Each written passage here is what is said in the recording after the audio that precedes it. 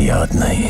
বলিউডে দীর্ঘদিন ধরেই গুঞ্জন শাহরুখ খান ও প্রিয়াঙ্কা চোপড়া নাকি কানাডার টরেন্টোয় গোপনে বিয়েও করেছিলেন।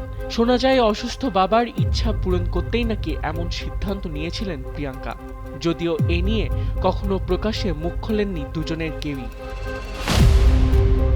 2006 সালে ডন সিনেমার মাধ্যমে প্রথমবার জুটি বাঁধেন শাহরুখ প্রিয়াঙ্কা, তবে আসল ঘনিষ্ঠতা তৈরি হয় ডন 2 এর শুটিংয়ে।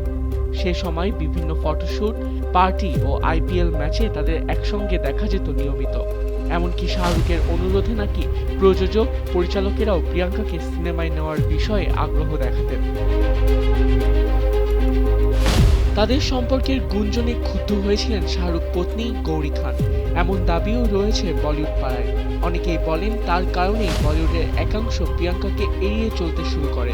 এরপর আর বড় পর্দায় একসঙ্গে দেখা যায়নি শাহরুখ প্রিয়াঙ্কাকে। পরবর্তীতে হলিউডে পাড়ি জমান প্রিয়াঙ্কা। বর্তমানে নিক জোনাস এর সঙ্গে সংসার করছেন তিনি।